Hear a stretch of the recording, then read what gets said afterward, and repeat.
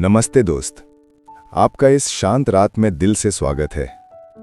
दोस्त, क्या हमें आपका थोड़ा सा सपोर्ट मिल सकता है? आपकी तरफ से बस एक छोटा सा लाइक और एक छोटा सा कमेंट चाहिए। तो चलिए, आज की कहानी है ठंडी रात और पीपल के नीचे कीर्तन। गहरी ठंड से कांपती इस रात में जब खेतों से लौकती हवा कपड़ों में चुभती है, गांव के सारे लोग धीरे धीरे उस बूढ़े विशाल पीपल के नीचे इकट्ठा होते हैं।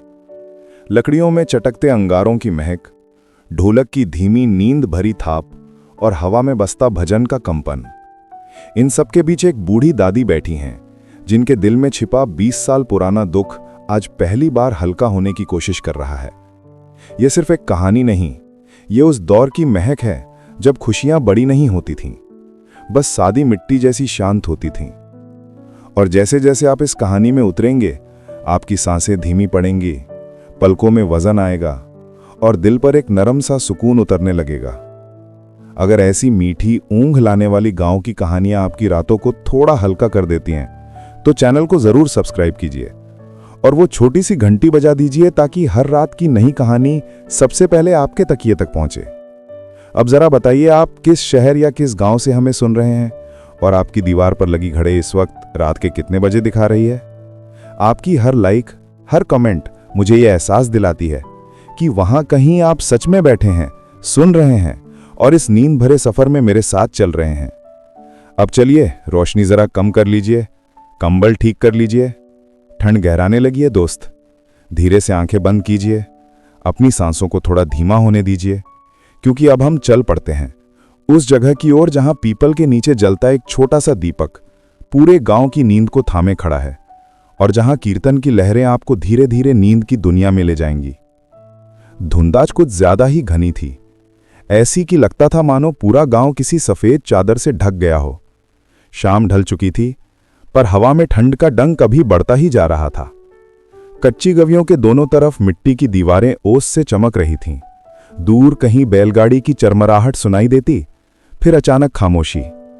सर्द रातें यूं ही धीरे धीरे गांव को नींद में डालती थीं।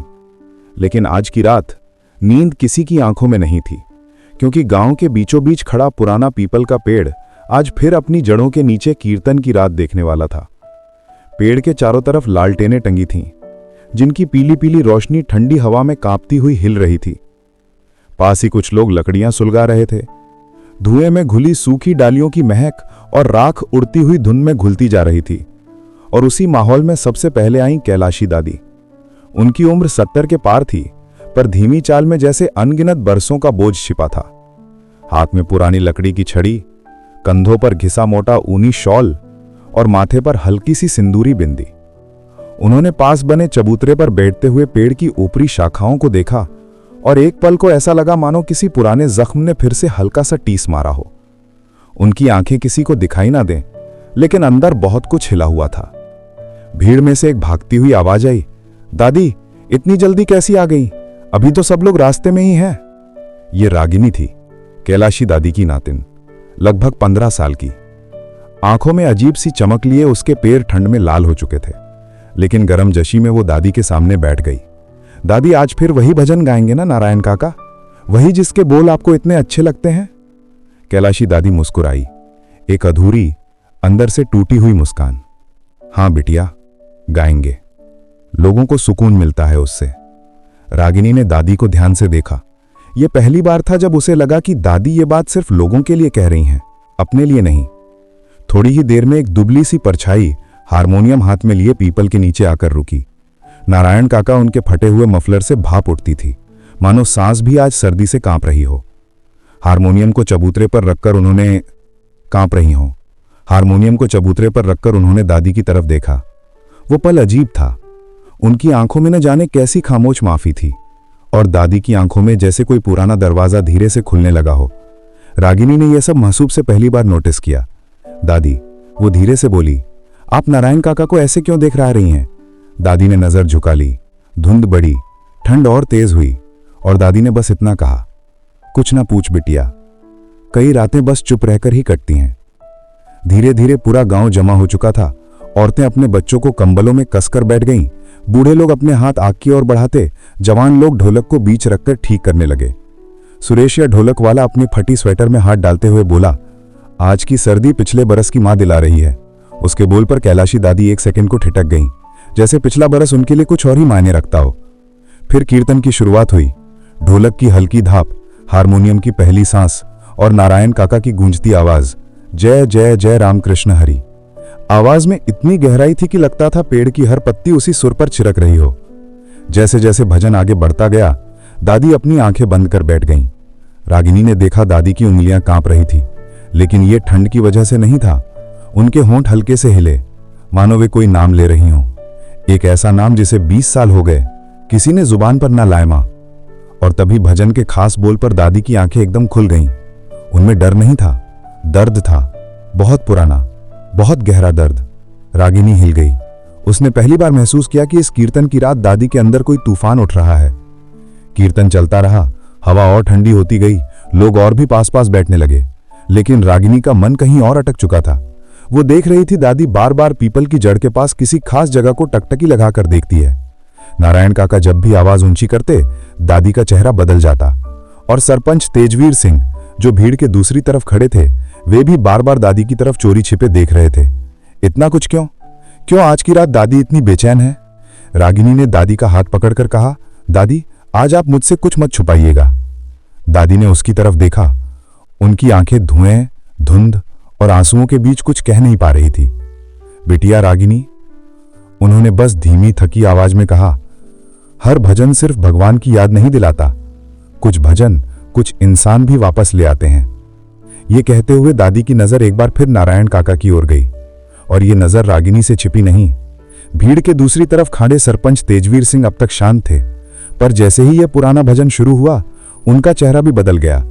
वे बार बार कभी दादी की ओर, कभी नारायण काका की ओर नजरें चुरा चुरा कर देख रहे थे। उनकी आंखों में एक ऐसा भय था जिसे कोई मुखिया भीड़ के सामने छुपा नहीं पाता। रागिनी ने यह भी नोटिस किया, सरपंच के होठों पर हल्की सी हरकत भी, जैसे वो कुछ कहना चाहते हों पर हिम्मत नहीं जुटा पा रहे हों। ढोलक पर बैठे सुरेशिया अपनी उंगलियों को तेजी से चला रहे थे, पर भजन की एक खास पंक्ति पर उनका हाथ अचानक रुक गया। ढोलक ने हल्की सी धप की आवाज की और ये एक पल के लिए जड़ हो गए। उनके चेहरे पर उतना ही डर था जितना दादी की आंखों में और सरपंच के माथे पर फैला हुआ था। वे फुसफुसाए, अरे बाप रे, फिर वही भजन। लेकिन भीड़ की आवाज में ये शब्द सिर्फ रागिनी के कान तक पहुंचे। कीर्तन अब अपने शांत हिस्से में था, जहां आवाज धीमी पड़ती है और भजन के बोल दिल पर धीरे धीरे उतरते हैं। कैलाशी दादी ने पीपल के तने की तरफ देखा, एक ऐसा देखना जिसमें लाचारी, रोष, प्यार और गहरा शोक सब एक साथ भर गए थे। रागिनी ने धीरे से पूछा, दादी, इस पेड़ से क्या जुड़ा है? कौन है जिसे ये भजन वापस ले आता है? दादी के होंठ चरचराए। वो अपनी माला को कसकर पकड़ती हैं, आंखें मूंदकर गहरी सांस लेती हैं, जैसे कोई याद उनके सीने को भीतर से चीर रही हो। फिर एक धीमे टूटे हुए आवाज में उन्होंने पहली बार 20 साल पुराने जख्म का एक हिस्सा खोला।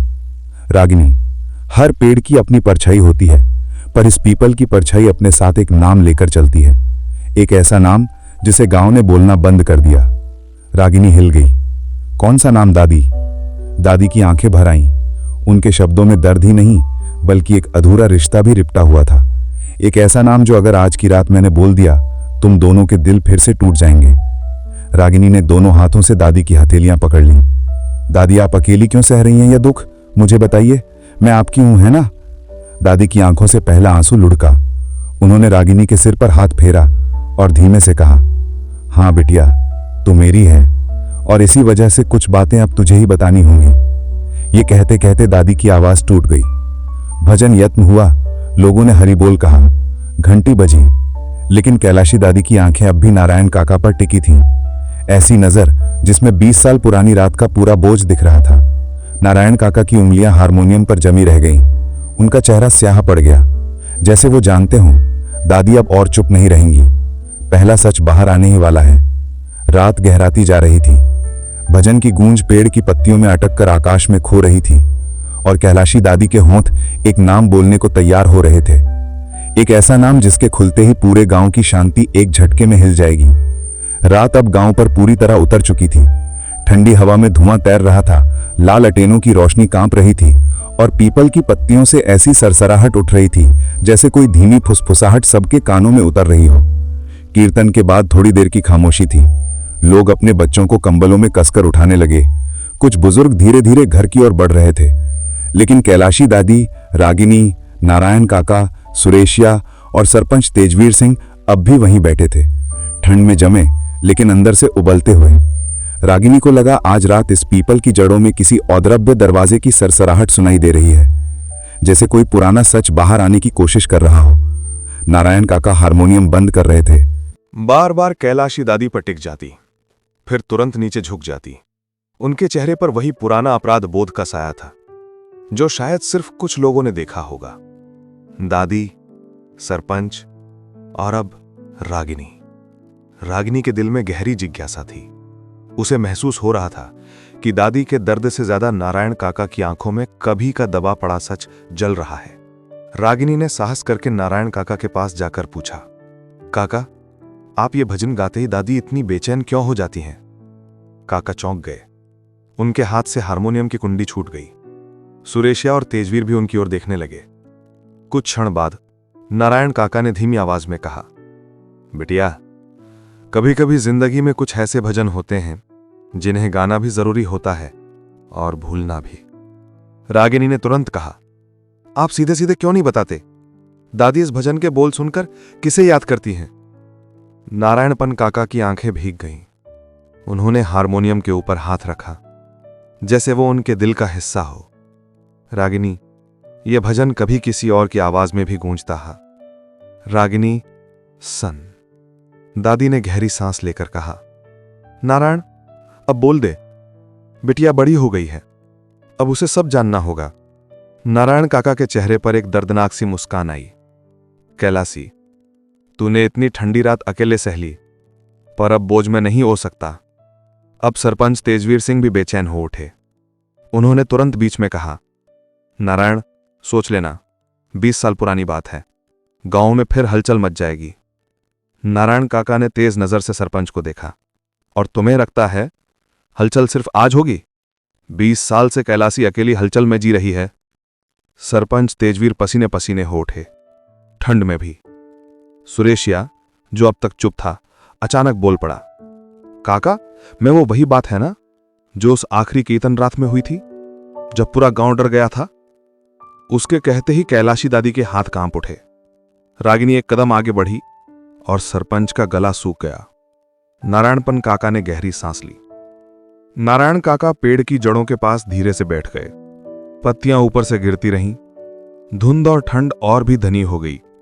काका की आवाज भारी थी, लेकिन हर शब्द में गहरा पछतावा था। रागिनी बिटिया, तेरी दादी के दुख का बीज यहीं बोया गया था जहां तू अभी खड़ी है, ठीक इसी जगह 20 साल पहले। रागिनी की सांसें रुक सी गईं। नारायण काका ने आगे कहा, उस रात इस पीपल के नीचे तेरी दादी का बेटा, मेरा भाई, जैसा इस गांव का सबसे सुरीला गायक। वो बोलते बोलते रुक गए। आवाज कांप गई। दादी ने पहली बार अपनी हथेलियों से चेहरा ढक लिया। रागिनी पुकार उठी, दादी का बेटा? काका ने सिर हिलाया। हां बिटिया, तेरे दादी का एक बेटा भी था। नाम था रतन। ये नाम जैसे ठंडी रात में बिजली की तरह गिरा। पीछे सरपंच तेजवीर सिंह जैसे जड़ हो गए थे। कैलाशी दादी का चेहरा सिर्फ सुनहरा अतीत नहीं, 20 साल पुराना तूफान फिर से जी उठा। उनकी आंखें भर आईं। रतन। उनके होठ हिल रहे थे, लेकिन आवाज नहीं निकल रही थी। रागिनी दादी को थाम कर बोली, दादी, आपने कभी बताया क्यों नहीं? मैंने कभी रतन मामा के बारे में नहीं सुना। दादी की आंखों से आंसू गिरते गए। सारी रात जैसे उन्हीं आंसुओं में थे। लेकिन कैलाशी दादी बहों में मुड्डूश हो गए। अब तक दबे खड़े सरपंच तेजवीर सिंह धीरे से आगे आए। उनकी आवाज भारी थी। नारायण, अब अगर तूने सच बताया तो पूरा गांव फिर से बढ़ जाएगा। काका भड़क उठे। गांव भटा था तुम्हारी वजह से, हमारी वजह से नहीं। उनकी चीख ठंडी हवा को चीरती हुई पीपल की पत्तियों तक पहुंची। रतन मामा के साथ क्या हुआ? रागिनी अब से नहीं रही थी। वो स्थिर खाड़ी भी जैसे उसकी आत्मा पूछ रही हो, काका, रतन मामा कहाँ हैं? क्या हुआ था उस रात?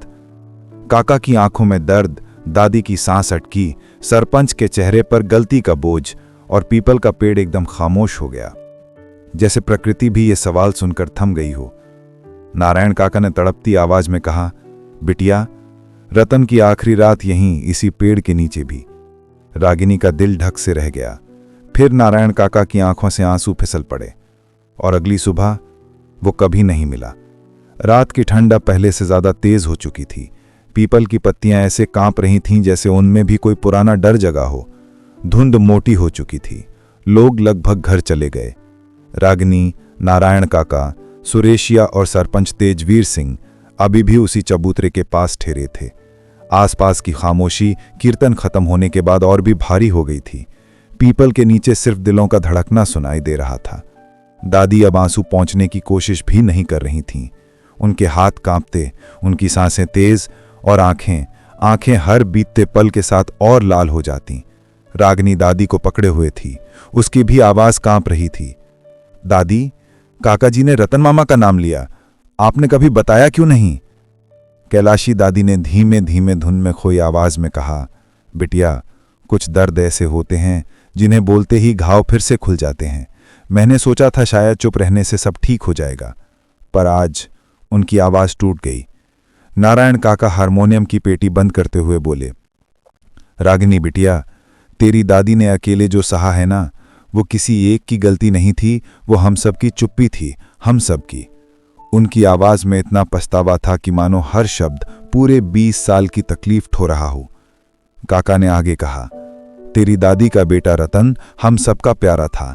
उसकी आवाज इस गांव की शान थी। रागिनी ध्यान से सुन रही थी। हर शब्द उसके दिल में उतर रहा था। नारायण काका धीमे धीमे पीपल की जड़ों को देखते हुए बोले, 20 साल पहले ऐसे ही ठंडी रात थी। गांव में दिवाली के 5 दिन बाद कीर्तन होना था। सारा गांव जमा हुआ था। काका की आंखें दूर कहीं अटक गईं, मानो स्मृति का दरवाजा धीरे धीरे खुल रहा हो। तेरी दादी कैलाशी बहन चौपाल के लिए प्रसाद बना रही थीं। रतन ढोलक और हारमोनियम दोनों में माहिर लाल मफलर डालकर वहां आया था। काका मुस्कुराए भी, पर वो मुस्कान दुख से भरी थी। उस रात रतन की आवाज पहली बार इतनी ऊंची गूंजी थी कि दूर खेतों तक सुनाई देती थी। काका रुके। उनकी उंगलियां सहम गईं, लेकिन ठीक उसी रात कुछ ऐसा हुआ जिसने सब बदल दिया। काका की बात सुनते ही सरपंच तेजवीर सिंह बेचैन होकर उठे। नारायण, इतना भी क्या बताना, रतन की बात तो हमने कई साल पहले दफना दी थी। काका भड़क उठे। दफन किसने की थी तेजवीर, हमने क्या तुमने? तेजवीर की गर्दन झुक गई, गला सूख गया, आंखों में एक भारी साया उतर आया। सुरेशिया, जो अब तक चुपचाप सुन रहा था, धीरे से बोला, काका, क्या मैं कह दूं, मेरा दिल फटाटा जा रहा है। काका ने हाथ उठाया, नहीं सुरेशी मां, सच बोलने का वक्त मेरा है। सुरेशा पीछे हट गया, पर उसका चेहरा बता रहा था वो भी उस रात का गवाह था। काका ने दीर्घ सांस ली और बोले, रागिनी, रतन मामा की गायब होने से ठीक 1 घंटे पहले एक झगड़ा हुआ था। रागिनी चौंकी। किससे? काका, किससे? काका की आंखें तेजवीर पर टिक गईं। सरपंच तेजवीर सिंह से। तेजवीर जैसे पत्थर बन गए। हवा की ठंड अचानक और भी चुभने लगी। रागिनी सन्न थी। सरपंच, आपका मेरे मामा से झगड़ा हुआ था? तेजवीर ने खुद को संभालने की कोशिश की, पर आवाज कांप रही थी। वो सब गलतफहमी थी, मैंने कुछ नहीं। काका गरज पड़े, कुछ नहीं, तुमने थाने में बयान दिया था कि रतन की हरकतें संदिग्ध थीं। सरपंच की आंखें झपक भी नहीं पा रही थीं। रागिनी की आवाज टूटने लगी। आपने माम के भाई को अपराधी बताया था? दादी ने गहरी सांस लेकर कहा, तेजवीर, तू बोल तो सही, रतन ने क्या किया था? किस बात की सजा दी तूने मेरी बच्ची के बाप भाई को? यह पहली बार था जब दादी की आवाज दर्द से ऊपर उठकर तेजवीर के सीने पर चोट कर रही थी। तेजवीर कांप गया। उसने रागिनी की ओर देखा, फिर दादी की ओर, और पहली बार उसके होठों से स्वीकारोक्ति निकली, मैंने झूठ बोला था। दादी के दिल में एक जोर की चोट लगी।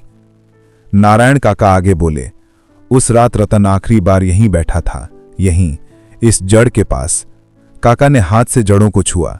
जड़ें जैसे किसी बीते कल की गर्मी तलाश रही थीं। उसने एक गीत गाया था, बहुत शांत, बहुत गहरा, और मैं आज तक उस रात का वो सुर भूल नहीं पाया। काका की आवाज भर आ गई, अंधेरी रात में दिया जो जले, कोई दूर से तेरी राह तके। ये सुनते ही कैलाशी दादी जोर से रो पड़ी। उनका सीना कांप उठा। रागिनी ने उन्हें कसकर पकड़ा। रतन मामा गायब कैसे हुए? रागिनी की आंखों में आंसू थे, पर उसकी आवाज ठंडी रात की हवा से भी अधिक तेज। काका, भजन, झगड़ा, दर्द सब समझ आया, पर बताइए रतन मामा गए कहाँ? क्या हुआ उस रात? नारायण काका की आंखें बाहर आईं। उन्होंने धीमे से कहा, बिटिया, वो रात हमें भी आज तक पूरी याद नहीं। रागिनी हिल गई। मतलब? काका बोले, हम सब की पकड़ से बचकर कुछ ऐसा हुआ था जिसने इंसान से ज्यादा पीपल को गवाह बनाया था। सरपंच तेजवीर ने चेहरा ढाक लिया। मैंने झूठ बोला, पर वो गायब कैसे हुआ ये आज तक मुझे भी नहीं पता। पीपल का पेड़ उस पल हवा में हिलना बंद हो गया, जैसे सुन रहा हो। रात अब घनी स्याही बन चुकी थी। ठंड ऐसी कि हवा भी हड्डियों को चीरती हुई लग रही थी। पीपल के पेड़ की ऊंची शाखाओं में ओस की बूंदें मोती की तरह चमक रही थीं। कीर्तन समाप्त हो चुका था, पर सच की शुरुआत अब हो रही थी। चबूतरे के पास बैठे कैलाशी दादी, रागिनी, नारायण काका, सुरेशिया और सरपंच तेजवीर सिंह एक ऐसे मोड़ पर पहुंच चुके थे जहां से लौटने का रास्ता नहीं था। हर चेहरा दूसरे चेहरे में गहरी खामोशी, सवाल, डर और बीते हुए दिनों का बोझ ढूंढ रहा था। तेजवीर सिंह पीपल की जड़ के करीब खड़े थे। हवा उनके सफेद कुर्ते को हिलाती और धुन धुन के चेहरे का आधा हिस्सा छिपाती जा रही थी। उनके हाथ ठंड से नहीं, बल्कि अंदर के हर से कांप रहे थे। वो रतन का नाम सुनकर पहली बार टूटे से लखे। रागिनी उनकी तरफ बढ़ी, आंखों में आंसू, होठों पर कांपते सवाल। सरपंच, आपने मेरे मामा पर आरोप क्यों लगाया? क्यों? तेजवीर ने गहरी सांस ली, लेकिन कुछ बोल ना सके। नारायण काका आगे आए। उनकी आवाज कड़क थी। तेजवीर, तू आज बोलेगा? 20 साल चुप रहकर देख लिया। आज सच से भागने का कोई मतलब नहीं। तेजवीर ने काका की तरफ देखा। वो नजर किसी अपराधी की नहीं, किसी डरे हुए इंसान की थी। आखिर तेजवीर ने धीरे से कहा, उस रात रतन मुझसे मिलने आया था। कैलाशी दादी की आंखें फैल गईं। उन्होंने हाफते हुए पूछा, तूने पहले कभी ये बात क्यों नहीं कही? तेजवीर की आवाज डरी हुई थी, क्योंकि अगर मैं सच बोल देता तो गांव मुझे कभी माफ नहीं करता। रागिनी एक कदम आगे बढ़ी। क्या किया आपने? तेजवीर ने जमीन देखी, उंगलियां घुमाईं, जैसे उसमें पुरानी पर्दे तलाश रहे हों। फिर बोले, रतन उस रात बहुत परेशान था। उसने कहा था गांव में कोई उसके खिलाफ झूठी अफवाहें फैला रहा है। काका दबी आवाज में बोले, तेजवीर, अफवाहें तूने फैलाई थी है ना? तेजवीर ने सिर झुका लिया। कैलाशी दादी का सब अब खत्म हो चुका था। उन्होंने तेजवीर की ब्राह पकड़ ली। क्यों? मेरे बेटे में क्या कमी थी? कौन सा पाप कर दिया था उसने? तेजवीर की आंखें भर आईं। उन्होंने कांपती आवाज में कहा, दादी, वो पाप नहीं था, वो डर था। रागिनी ने कहा, किसका डर? और तभी तेजवीर ने पहली बार अपनी गलती का पहला हिस्सा बाहर निकाला। रतन की आवाज बहुत बड़ी थी, बहुत तेज, बहुत सुरीली, और लोग उसे मुझसे ज्यादा मानने लगे थे। मैं सरपंच था, पर कीर्तन की रात सबका ध्यान रतन पर ही रहता था। दादी ने दर्द से सिर पकड़ा, तो तूने ईर्ष्या में? तेजवीर ने आंखें बंद कर ली। हाँ, मैं जल गया था। सुरेशिया, जो अब तक चुपचाप सुन रहा था, एकदम बोल उठा, दादी, सरपंच झूठ नहीं बोल रहा। मैं उसी रात पीपल के इस तरफ खड़ा था। मैंने सुना था सरपंच ने रतन को कहा था, तू कीर्तन का हीरो बन रहा है। और रतन ने सिर्फ मुस्कुराकर कहा था, हीरो गांव का होता है, मैं नहीं। कैलाशी दादी की आंखें भर आईं। उनका दिल जैसे उस रात की आग में फिर जल उठा। तेजवीर ने आगे कहा, उसने मुझे समझाया भी था, कीर्तन, भजन, संगीत, ये सब भगवान की खुशी के लिए है ना कि लोगों की तालियों के लिए। लेकिन मेरा मन, मेरी जलन, मेरी मूर्खता मुझे अंदर से खाए जा रही थी। रागिनी की आंखों से आंसू जल रहे थे। तो आपने क्या किया? आपने क्या कहा मामा को? तेजवीर ने अपना चेहरा हाथों में छिपा लिया। नारायण काका चिल्ला उठे, बोल तेजवीर, अब छुपा मत। हवा ठंडी थी, लेकिन माहौल में एक तपिश भर रही थी। तेजवीर ने कांपती आवाज में कहा, मैंने रतन पर आरोप लगाया कि वो रातों में गांव की लड़कियों से बात करता है। रागिनी को लगा उसके कानों ने गलती सुनी है। क्या? दादी का दिल फट गया। तेजवीर, तूने मेरे बेटे को चरित्रहीन कहा था। तेजवीर की आंखों में सच्चा पछतावा था। मैंने गांव को भड़काने की कोशिश की, पर रतन ने कुछ नहीं कहा। वो बस हंस पड़ा। रागिनी चौंक गई।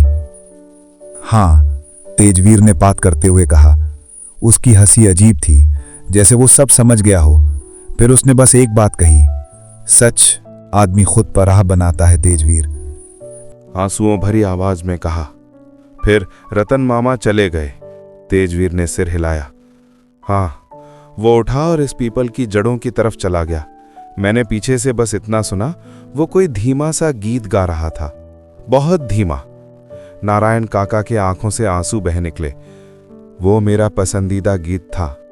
काका ने धीमे से टूटते सुर में गाया, शाम कले चिराग जले, कोई राह में मुझे ढूंढे। सुर हवा में तैर गए, इतने दर्द में डूबे कि पेड़ का हर पत्ता जैसे सिसक उठा हो। रागिनी ने काका, दादी और सरपंच को देखते हुए कहा, लेकिन ये सब होने के बाद रतन मामा गायब कैसे हुए? तेजवीर ने कांपते हुए कहा, यही तो राज है। मैं आखिरी इंसान था जिसने उसे जिंदा देखा। कैलाशी दादी का दिल धड़कना भूल गया। रात की ठंड अब उस हद तक पहुंच चुकी थी जहां सांस भी धुएं की तरह बाहर आती है। पीपल का पेड़ शांत खड़ा था, लेकिन उसकी पत्तियों में एक अजीब सी कंपन थी, जैसे खुद पेड़ भी इस बातचीत को सुन रहा हो। कैलाशी दादी, उनकी बगल में बैठी रागिनी, थोड़ा दूर खड़े सरपंच, तेजवीर और सामने मिट्टी पर बैठकर हारमोनियम पर उंगलियां भिराते नारायण काका, सब एक ही बात पर अटक चुके थे। रतन की आखिरी रात में हुआ क्या था? लेकिन सच की पहली खिड़की अब खुलने वाली थी। कुछ पल चुप रहने के बाद सुरेशिया ने अपनी ढोलक उठाई। ठंड में लकड़ी ठंडी पड़ गई थी। उसने हाथ मलकर गर्म किया और फिर धीरे धीरे हल्की थाप लगाई। धुप धुप धुप। ये वही थापा थी जो 20 साल पहले कीर्तन की रात बजती थी। नारायण काका ने चौंक कर उसे देखा। सुरेशा, ये क्या कर रहा है? सुरेशा की आंखें नम थीं। वो बोला, काका, ये वही थाप है जिसके बाद रतन मामा की आवाज अचानक रुक गई थी। कैलाशी दादी का हाथ छड़ी पर कस गया। उनकी उंगलियां कांप उठी। नारायण काका ने गहरी सांस ली और बोले, उस रात सब कुछ सामान्य था। कीर्तन चल रहा था, ढोलक तेज हो रही थी, लोग तालियां बजा रहे थे। रागिनी पूरे ध्यान से सुन रही थी। काका ने आगे कहा, रतन मेरी बगल में बैठा था, उसकी आंखें चमक रही थीं जैसे भजन की हर पंक्ति उसके दिल से निकल रही हो। फिर अचानक काका की आवाजें पहाड़ टूट गई। अचानक वो ढोलक की आवाज बीच में रुक गई। रागिनी ने पूछा, क्यों रुकी? सुरेशा महा फुसफुसाया, क्योंकि मेरा हाथ ठिठक गया था। मैंने रतन मामा के चेहरे पर कुछ देखा था। काका ने सहम कर कहा, हाँ, मैंने भी देखा था। काका ने धीमे स्वर में आगे बताया, रतन की आंखें किसी एक दिशा में टिकी थी। उसके चेहरे पर ऐसी हैरानी थी जो मैंने कभी नहीं देखी। दादी फुसफुसाई, किस दिशा में? काका धीरे धीरे पीपल की दाई तरफ मिट्टी में उभरी जड़ों की ओर इशारा किया। उधर। सबकी नजरें जड़ों की उसी तरफ घूम गई। रात की धुंध उस जड़ को और भी रहस्यमय बना रही थी। काका बोले, हमने नहीं, वो नाम मत बोलना। काका मुड़े, तेजवीर नाम सुना गया था क्या? तेजवीर की आवाज कांप रही थी। सुना था, लेकिन वो नाम इस गांव में कभी दोबारा मत बोलना। दादी ने गुस्से से कहा, क्यों तेजवीर, क्यों नहीं बोलना? मेरा बेटा किस नाम से डर कर गया था? तेजवीर ने धीरे धीरे आंखें झुका लीं। उनके गले से आवाज फटी, क्योंकि वो नाम किसी इंसान का नहीं था। रागिनी की सांस रुक गई। मतलब? तेजवीर बोले, वो नाम इस गांव के पुराने कुएं से जुड़ा हुआ था। एक ऐसा नाम जिसे बुलाने वाला कभी लौट कर नहीं आता। दादी की आंखें फैल गई। सुरेशा के हाथ से ढोलक छूट गई। नारायण काका दिखाई रूप से कांप उठे। वातावरण में जैसे एक काली परछाई उतर आई। काका की आवाज भारी थी। रतन उस रात किसी परछाई या किसी बुलावे की तरफ खींचता जा रहा था। रागिनी, क्या वो किसी को देख रहा था? काका, मैंने उसके होंठ हिलते देखो, जैसे वो किसी से बात कर रहा हो, लेकिन वहां कोई था ही नहीं। दादी की आंखों से आंसू गिरते गए। वो धीरे से बोली, मेरे रतन को कौन बुला रहा था? काका, शायद वही नाम जिससे ये गांव आज भी कांपता है। तेजवीर ने हाथ जोड़कर कहा, नारायण, अगर तूने वो नाम बोला तो आने वाले दिनों में गांव पर मुसीबत आएगी। रागिनी अब सिर्फ सुन नहीं रही थी, वो महसूस कर रही थी कि उसके मासा की गुमशुदगी सिर्फ इंसानी गलती नहीं, कुछ और ही थी। कुछ ऐसा जो इंसानों की समझ से बाहर है, कुछ ऐसा जो पीपल की जड़ों में आज तक छिपा है। रात और ठंडी हो चुकी थी। हवा इतनी पैनी थी जैसे हर झोंका कपड़ों के आर पार घुसकर सीधे दिल तक पहुंच रहा हो। लेकिन उसी ठंडी रात पीपल के विशाल पेड़ के नीचे एक और कदम आ पहुंचा। हेमंत। गांव का 26 से 27 साल का मेहनती, सच्चा लेकिन परेशान किसान। उसके कंधे पर पुरानी नीली कंबल, हाथ में धान की पोटली और आंखों में बेचैनी की वो चमक जो सिर्फ वही जानता था जिसे अपने घर और खेत दोनों की चिंता एक साथ खाए जा रही हो। हेमंत ने पास आकर पीपल की जड़ को छुआ। ठंडी खुरधरी पर अजीब सी धड़कनों से भरी, जैसे पेड़ उसके स्पर्श को पहचान रहा हो। वो धीमे से बोला, हे पीपल बाबा, मेरी फसल इस बार सूख रही है। बरसात ने साथ नहीं दिया और माँ की दवा भी महीने भर की रह गई है। उसकी आवाज टूट रही थी, लेकिन रात की खामोशी इतनी गहरी थी कि हर शब्द जड़ों तक उतर रहा था। हेमंत को देखकर चौंकते हैं। दादी ने हेमंत को देखा और तुरंत पहचान लिया। अरे हेमंत बेटा, तू इस वक्त यहाँ? सब तो जा चुके। हेमंत भोड़ा डौपा। उसने हाथ जोड़कर कहा, दादी, मनौती बांधने आमा था। सुना है इस पीपल के नीचे मांगी हुई मन्नत भगवान पूरा करते हैं। रागिनी ने पहली बार हेमंत को ध्यान से देखा। उसके चेहरे पर सचमुच थकान और डर दोनों थे। नारायण काका ने पूछा, क्या हुआ रे, चेहरा इतना बुझा क्यों है? हेमंत कुछ बोल पाता उससे पहले सुरेश यहाँ बोल पड़ा, काका, रात के इस टाइम कोई मनौती नहीं मानता। ये पेड़ हर आवाज सुन लेता है। हेमंत कांप गया, पर उसने खुद को संभाला। एक किसान की टूटती उम्मीदें। हेमंत धीरे से पीपल की जड़ों के पास बैठा और बोला, काका, फसल मर रही है, कुएं का पानी सूख गया है और माँ रोज रात को खांसी में दम घुटने की तरह तड़पती है। कैलाशी दादी बोली, अरे बेटा, तूने किसी से कहा नहीं? हेमंत ने सिर झुका लिया। कह भी देता तो क्या हो जाता दादी, गांव में हर घर परेशान है। ऊपर से मैं अकेला लड़का हूं घर में, बस सोचा आज मन्नत बांध दो। रागिनी के दिल में हेमंत के लिए एक अजीब सी दया और सम्मान पैदा हुआ। अचानक हवा की दिशा बदलना। हेमंत ने धान की पोटली खोलकर थोड़ा सा धान जड़ों के पास चढ़ाया। वो हाथ जोड़ता, हे पीपल बाबा, अगर मेरी फसल बच गई तो अगले साल पहला चढ़ावा मैं ही चढ़ाऊंगा। जैसे ही उसने पोटली जमीन पर रखी, थप, अचानक हवा तेज हो गई। लॉलटेन की लौ एक पल को झटकी और फिर कांप गई। पेड़ की ऊपरी शाखाएं अचानक तीखी आवाज करने लगी। हेमंत उछलकर पीछे हट गया। रागिनी चौंक कर बोली, ये क्या था? नारायण काका ने पीपल की तरफ टकटकी लगाई। ये पेड़ कुछ कह रहा है। दादी का चेहरा अचानक ढह गया। ऐसी हवा रतन की रात चली थी। सबके दिल एक पल को थम गए। कहानी में पहली आंखों देखी चीज। तेज हवा के बीच हेमंत की गर्दन अपने आप पेड़ की दाई जड़ की तरफ मुड़ गई, ठीक उसी जगह जहां नारायण काका कुछ समय पहले इशारा कर चुके थे। उसकी सांस अटक गई, आंखें फैल गई। रागिनी ने तुरंत कहा, हेमंत क्या हुआ? क्या देख रहा है? हेमंत का चेहरा ऐसा सफेद पड़ गया जैसे खून ही सूख गया हो। उसने कांपते होंठों से धीरे धीरे कहा, कोई उधर खड़ा है। सबने एक साथ उस दिशा में देखा, लेकिन वहां तो कुछ नहीं था। तेजवीर सिंह ने घबराकर कहा, कहां? वहां कुछ नहीं है। हेमंत की आवाजें टूट रही थी। नहीं सरपंच, वहां कोई है, काला, बहुत लंबा और पीछे की ओर झुका हुआ। काका के दिल में 20 साल पुरानी छवि फिर उभर आई। दादी के होंठ फड़क उठे। दो कहानियां एक जगह पर जुड़ती हैं। हेमंत की आंखें एक पल को स्थिर रहीं, फिर उसने अचानक 2 कदम पीछे हटे। काका, वो वही दिशा है जहां रतन मामा आखिरी बार देखे गए थे, है ना? काका गूंगे जैसे हो गए। उन्होंने सिर्फ हिलाया।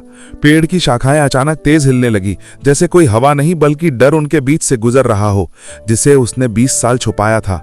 सुरेशिया घुटने टेक कर जड़ों को छूते हुए बोला, मैंने भी 20 साल पहले यहीं देखा था। सबकी सांसें अटक गई। हेमंत, रागिनी, दादी, काका, सरपंच सब उसके शब्दों का टिक गए। सुरेशिया ने कहा, उस रात जब ढोलक रुकी थी, रतन मामा ने भी उधर ही देखा था। मैं कसम खाता हूं, मैंने भी एक लंबी काली परछाई देखी थी। रागिनी के रोंगटे खड़े हो गए। मामा किसके बुलावे में गए थे? सुरेशिया ने धीमे से कहा, उस नाम के बुलावे में। दादी, काका और सरपंच तीनों उस नाम से कांपते हैं। हेमंत ने पूछा, कौन सा नाम? सरपंच तुरंत बोले, नहीं, वो नाम मत पूछो। दादी ने आंसुओं में भी कड़क आवाज में कहा, आज सब खुलेगा। काका ने गहरी सांस ली और कहा, वो नाम जिसे आखिरी बार रतन ने ही सुना था। पेड़ की पत्तियों में अचानक तेज आवाज हुई, झर, मानो नाम छुपाने वाली हवा गुस्सा दिखा रही हो। रात अब उस मुकाम पर पहुंच चुकी थी जहां धुंध और अंधेरे की सीमाएं एक दूसरे में घुलने लगती हैं। पीपल की ऊंची शाखाओं में ओस की मोतियाएं कांप रही थी, जैसे कोई अदृश्य हाथ उन्हें धीरे धीरे छेड़ रहा हो। इन सन्नाटों के बीच जड़ों के पास छोटा सा अलाव धीमी लौ में सुलग रहा था। लकड़ियों में फंसी रात कभी भगभगती, कभी मंद हो जाती, और तभी एक ऐसी घटना हुई जिसने कहानी की दिशा ही बदल दी। बिना हवा के झोंके, बिना किसी हलचल के, बिना किसी तड़क की आवाज, अलाव एकदम फुस की आवाज के साथ बुझ गया। जैसे किसी ने एक झटके में अपना हाथ उस पर रख दिया हो।